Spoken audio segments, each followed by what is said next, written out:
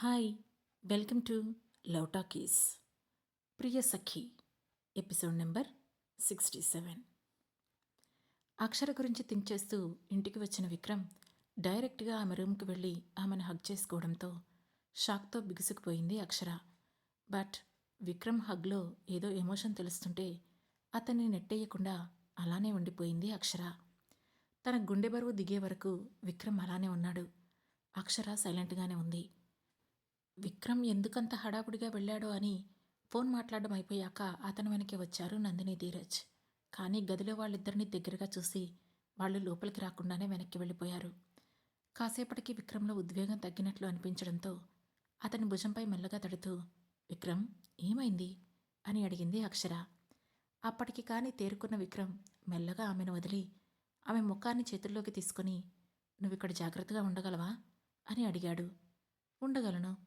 అయినా ఏమైంది విక్రమ్, ఎందుకు మీరు ఇలా టెన్షన్ పడుతున్నారు అని అడిగింది అక్షర. నథింగ్, ఏం లేదు. పోనీ నువ్వు ఇండియాలో ఎక్కడైనా చదువుకోవచ్చు కదా, నిన్నిక్కడ ఒంటరిగా వదిలి వెళ్ళాలంటే నాకెందుకో నచ్చడం లేదు అని అన్నాడు విక్రమ్. ఆ మాటతో, కమ్ ఆన్ విక్రమ్, ఇండియాలో చదివేదైతే నేను ఇంత ఫైట్ చేయాల్సిన అవసరం లేదు కదా. అయినా మీరు కూడా ఇంత టెన్షన్ పడాల్సిన అవసరం లేదు. నేను బాగానే ఉంటాను. కాలేజీకి వెళ్తే అక్కడ చుట్టూ అందరూ ఉంటారు. ఈ ఇంటికి వస్తే విల్లాలోకి మన పర్మిషన్ లేకుండా చీమ కూడా లోపలికి రాదు. ఇక వచ్చిపోయే దారిలో మీరు ఎలాగూ సెక్యూరిటీ పెడతారు, నాకు తెలుసు. ఇంకేంటి ప్రాబ్లం అని అడిగింది అక్షర. అవును అన్నట్లు మెల్లగా తల ఊపిన విక్రమ్ ఆమెను వదిలి, సరే అని బయటికి వెళ్తుంటే అతని చెయ్యి పట్టుకొని ఆపింది అక్షర. దాంతో తల తిప్పి ఆమె వైపు చూశాడు విక్రమ్. ఏమైంది విక్రమ్, మీరు నా దగ్గర ఏదైనా దాస్తున్నారా అని అడిగింది అక్షర. నోనో, ఏం లేదు. ఇక మేము స్టార్ట్ అవ్వాలి కదా అక్షర, ఫ్రెష్ అయ్యేస్తాను అంటూ ఆమె చేతిని వదిలించుకొని తన రూమ్లోకి వెళ్ళిపోయాడు విక్రమ్. అదేంటి, అప్పుడే స్టార్ట్ అయిపోతారా, ఇంకాసేపు ఉండొచ్చు కదా అని తనలో తాను అనుకుంటున్నట్లుగానే పైకి అనేసింది అక్షర. అది బయటికి వెళుతున్న విక్రమ్కి వినిపించింది. కానీ అతను ఇక ఆగాలనుకోలేదు. వెంటనే అక్కడి నుండి సరాసరి కింద సెక్యూరిటీ రూమ్కి వెళ్ళాడు. అప్పటికే సెక్యూరిటీ ఆఫీసర్ అక్కడున్న సీసీ కెమెరాలు చూస్తున్నాడు. విక్రమ్ని చూడగానే లేచి నుంచొని సెల్యూట్ చేశాడు. మన సెక్యూరిటీ మొత్తాన్ని 2 నిమిషాల్లో ఇక్కడ అసెంబుల్ అవ్వమని చెప్పు అని సెక్యూరిటీ చీఫ్ చైర్లో కూర్చొని సీసీ కెమెరాలు చూస్తున్నాడు విక్రమ్. వాకీటాకీలో విక్రమ్ చెప్పిన విషయాన్ని సెక్యూరిటీ చీఫ్ చెప్పడంతో స్పీడ్గా అందరూ సెక్యూరిటీ రూమ్కి వచ్చారు. వాళ్ళందరి వైపు చూసి, నేను ఈరోజు ఈవినింగ్ ఇండియా వెళ్ళిపోతున్నాను. అక్షర మేడం ఇక్కడే ఉంటారు. ఆమెను జాగ్రత్తగా చూసుకోండి.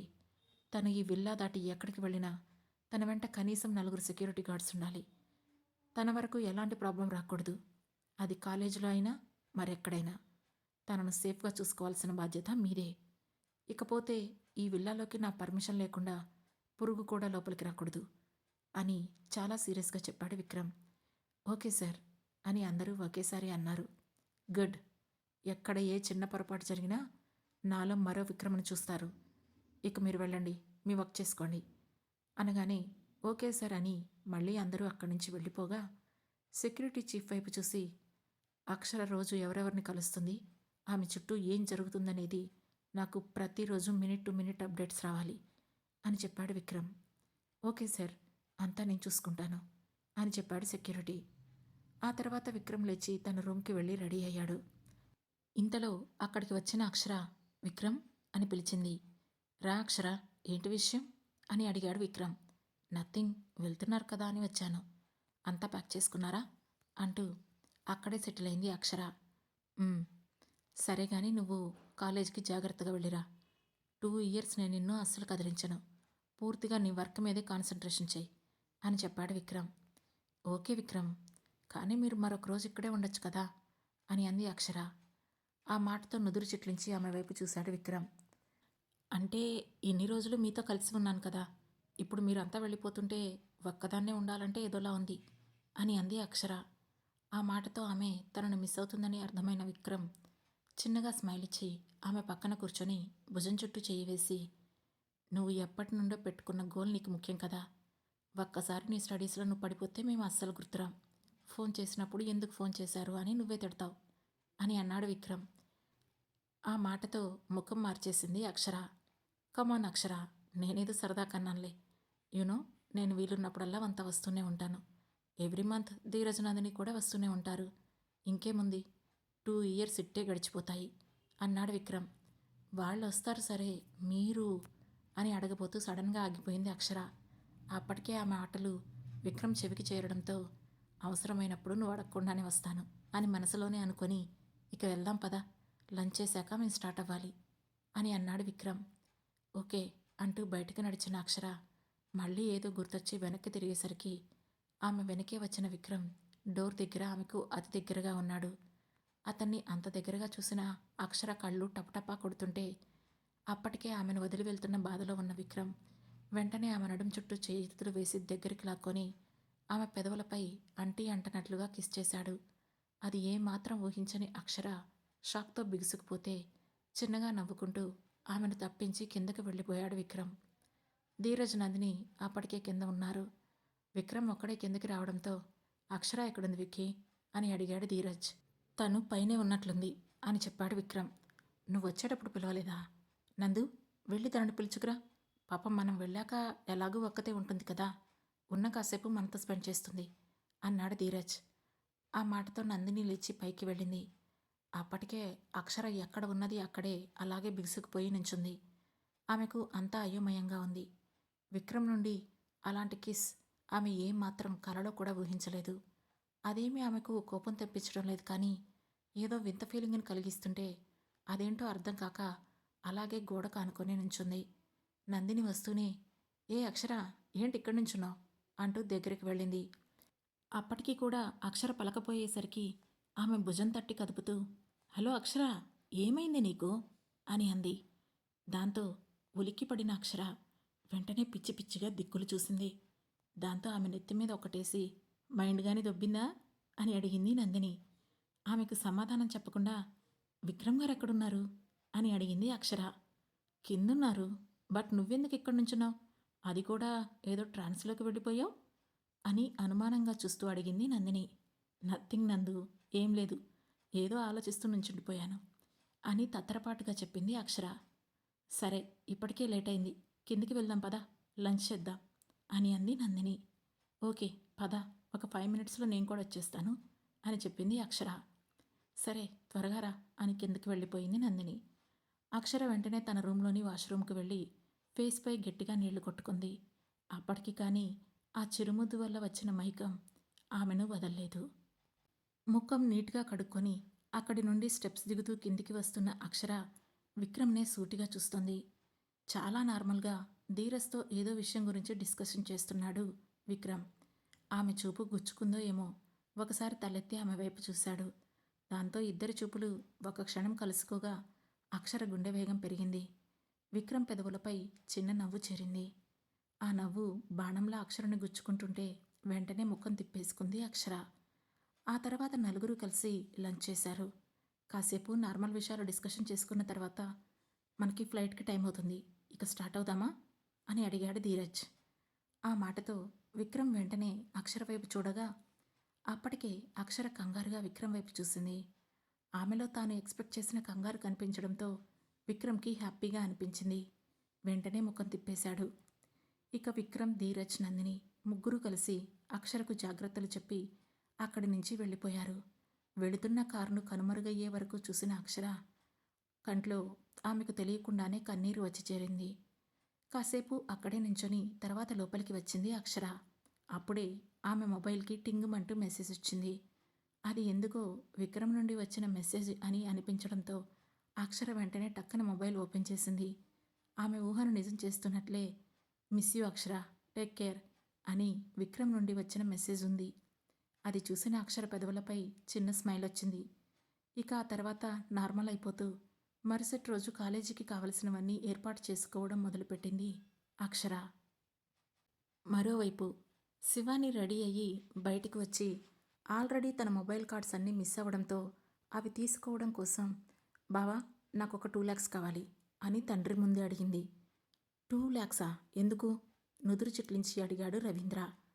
ఆ మాటతో అతని వైపు సీరియస్గా చూసింది శివాని. ఇంతలో తను అడుగుతుంది కదా, ఇవ్వరా అని చెప్పాడు ఆదికేశవ. ఆ మాటతో విసురుగా లోపలికి వెళ్ళి 2 lakhs తెచ్చి శివాని చేతిలో పెట్టాడు రవీంద్ర. వీడేంటి వీడి సొమ్ము మీద ఇస్తున్నట్లు చేస్తున్నాడు? అయినా మొన్నటి వరకు బాగానే ఉన్నారు కదా, ఇప్పుడేంటి వీళ్ళు నన్నేదో శత్రువుని చూసినట్లు చూస్తున్నారు అని మనసులోనే అనుకుంటూ, నాన్నగారు నేను మొబైల్ తీసుకోవాలి, ఇంకా కావలసిన థింగ్స్ కూడా ఉన్నాయి, చిత్తూరు వరకు వెళ్ళొస్తాను అని చెప్పింది శివాని. సరే శివ, జాగ్రత్తగా వెళ్ళిరా అని అన్నాడు ఆదికేశవ. నీతో పాటు నేను కూడా రానా అని అడిగాడు రవీంద్ర.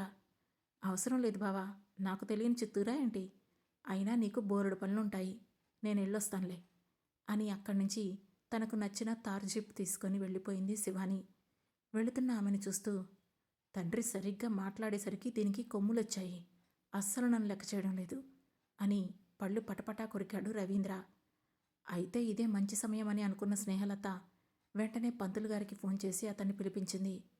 పంతులు గారిని చూస్తూనే ఆయన్ని ఆహ్వానించిన స్నేహలత, మావయ్య పంతులు గారు వచ్చారు అని చెప్పింది. అతన్ని చూస్తూనే, రండి పంతులు గారు కూర్చోండి అన్నాడు ఆదికేశవ. పంతులు గారు కూర్చుంటూనే, ఏదో ముహూర్తం పెట్టాలన్నారట, ఈ సంస్థానానికి పెళ్లికళ రాబోతుందన్నమాట అని నవ్వుతూ అన్నాడు. ఆ మాటతో, అయ్యో మీరు కొంచెం ముందొచ్చుంటే శివాని కూడా ఉండేది కదా అని అన్నాడు ఆదికేశవ. దానిదే ముందులే మావయ్య, మనం ముహూర్తం పెట్టించేద్దాం, శివాని వచ్చాక చెబుదాం, లేదంటే ఏకంగా ఎంగేజ్మెంట్ ఫిక్స్ చేసి తనకి సర్ప్రైజ్ ప్లాన్ చేద్దాం అని అంది స్నేహలత. ఆ మాటతో ఆలోచనలో పడ్డాడు ఆదికేశవ. అప్పుడే స్నేహలత రవీంద్రకు సైగ చేయడంతో, మామయ్య నిజానికి మొన్న శివ నాతో మాట్లాడుతూ మా పెళ్లి గురించి నీతో ఎలా చెప్పాలా అని చాలా ఆలోచిస్తున్నట్లు అనిపించింది. నీకు చెప్పాలంటే తను భయపడుతుంది, నన్ను చెప్పమంది, నేను అక్కతో చెప్పాను, అందుకే అక్క ఈ ఏర్పాట్లు చేస్తుంది. నువ్వు సడన్గా ఇలా ప్లాన్ చేస్తే తను కూడా చాలా హ్యాపీగా ఫీల్ అవుతుంది మామయ్య అని చెప్పాడు రవీంద్ర. కూతురు మీద ఉన్న ప్రేమతో ఇన్ని రోజులు తనను దూరం పెట్టాననే బాధతో ఆదికేశవ అతని మాటలు నమ్మి ఎక్కువగా థింక్ చేయకుండానే నమ్మేశాడు. అందుకే పంతులు గారితో మీరు ముహూర్తం పెట్టండి అని చెప్పాడు. అప్పటికే స్నేహలత అతనితో ముందుగానే విషయం చెప్పడంతో ఇద్దరు జాతకాలు చూశాడు. అతనికి ఎందుకో జాతకంలో ఏదో తప్పుగా కూడా అనిపించింది. కానీ అది పైకి చెప్తే స్నేహలత రవీంద్ర చేతిలో తాను అయిపోతానని అనుకొని ఆల్రెడీ వాళ్ళు చెప్పిన ప్రకారమే 2 రోజుల్లో మంచి ముహూర్తం ఉంది ఆదికేశవ్ గారు, ఈ ముహూర్తం వీళ్ళిద్దరి పేరు బలం మీద చక్కగా సరిపోయింది అని చెప్పాడు. ఆ మాటతో, మరీ 2 రోజులేనా, ఏర్పాట్లు అవి చేసుకోవాలి కదా, ఒక వారం రోజుల్లో ఏమీ లేవా అని అడిగాడు ఆదికేశవ. ఆ మాటతో పంతులు గారు స్నేహలత వైపు చూడగా ఆమె సీరియస్గా ఒక లుక్ ఇచ్చింది. దాంతో, ముహూర్తాలు లేవా అంటే ఉన్నాయి, కానీ ఈ ఇద్దరి పేరు మీద ఈ ముహూర్తమే చాలా బలంగా ఉందండి, ఈ ముహూర్తంలో నిశ్చితార్థం జరిగితే ఇక వాళ్ళ పెళ్లికి ఏ ఆటంకం ఉండదు అని చెప్పారు పంతులు గారు. ఆ మాటతో ఆదికేశవ ఆలోచనలో పడుతుండగా, ఇంకా ఆలోచించడానికి ఏముంది మామయ్య, ఊరంతా మనవాళ్లే కదా, సాయంత్రం ఎంగేజ్మెంట్ అని చెప్పినా కూడా చకచకా ఏర్పాట్లు చేస్తారు, 2 రోజులంటే మనకు బోలెడు టైం ఉంది, ఆ ఏర్పాట్లు చేసేద్దాం మామయ్య అని చెప్పింది స్నేహలత. ఇక ఆ మాటతో సరే అన్నట్లు తల ఊపాడు ఆదికేశవ.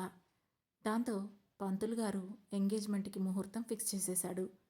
తర్వాత ఆయన సంభావన తీసుకుని వెళ్ళిపోగానే, లత ఆచార్య గారికి కబురు పంపించు, శివాని వాళ్ళ అమ్మ నగలను మెరుగు పెట్టించాలి అని చెప్పాడు ఆదికేశవ. ఇప్పుడు అవెందుకు మావయ్య, అవి అలానే ఉంచుదాం, మనం కావాలంటే శివానికి కొత్త బంగారం చేయిద్దాం, అవి పెళ్లికి వాడుకోవచ్చు అని చెప్పింది స్నేహలత. ఇప్పుడు చక్కగా శివానికి చేయిస్తూ తాను కూడా ఒక 10 తులాలు చేయించుకోవాలని ప్లాన్ చేసుకుంటుంది స్నేహలత.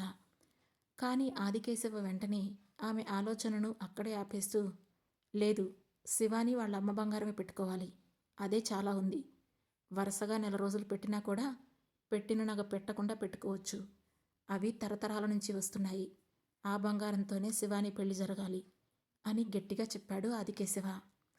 దాంతో ఇంక లాగొద్దని అనుకున్న రవీంద్ర, సరే మావయ్య నేను పిలిపిస్తాను అని చెప్పాడు. ఆ మాటతో తమ్ముడి వైపు కోపంగా చూసింది స్నేహలత.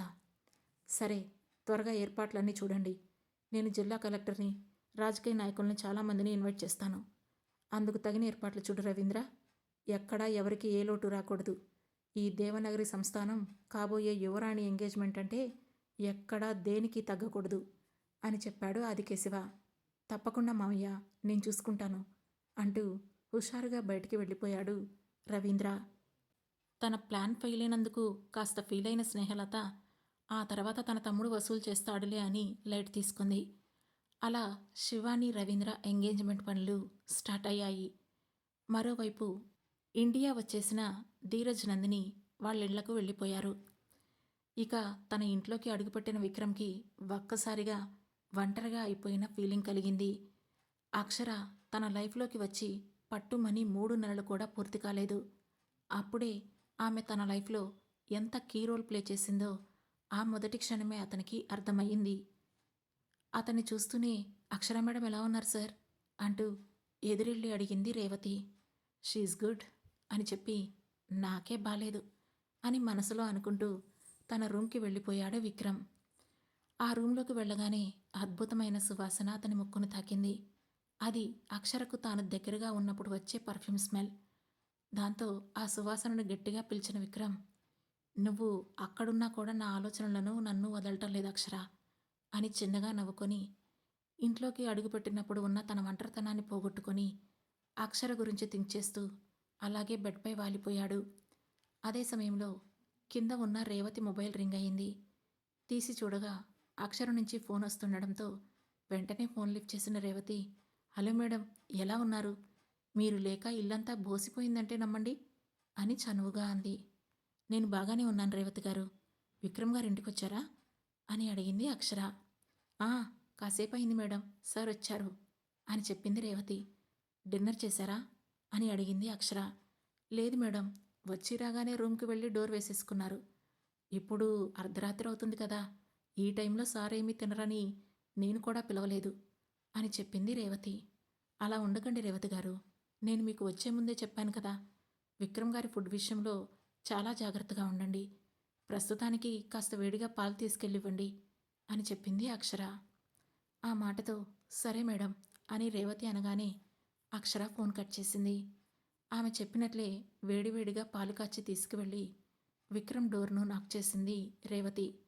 అప్పటికే మెల్లగా నిద్రలోకి జారుకుంటున్న విక్రమ్ ఆ శబ్దానికి లేచి వెళ్ళి డోర్ ఓపెన్ చేశాడు. ఎదురుగా పాల గ్లాస్తో కనిపించిన రేవతిని చూసి, ఏంటి రేవతి గారు, ఇవెందుకు తీసుకొచ్చారు? ఇప్పుడు నేనేమీ అడగలేదు కదా అని నుదురు చిట్లించి అడిగాడు విక్రమ్. మీరు అడగలేదు సార్, కానీ అక్షర మేడం మీకు ఇవ్వమని ఫోన్ చేసి చెప్పారు అని చెప్పింది రేవతి. ఆ మాట వినగానే విక్రమ్ పెదవులపై చిన్న చిరునవ్వు రాగా మిల్క్ తీసుకొని, సరే మీరు వెళ్ళి రెస్ట్ తీసుకోండి అని చెప్పి డోర్ క్లోజ్ చేశాడు. ఆ తర్వాత మొబైల్ ఓపెన్ చేసి చూడగా, ఖాళీ కడుపుతో ఉండకండి, పాలు తాగి పడుకోండి అని అక్షర మెసేజ్ చేసింది. దాంతో ఆ మిల్క్ గ్లాసుని ఫోటో తీసి అక్షరకు పంపించాడు.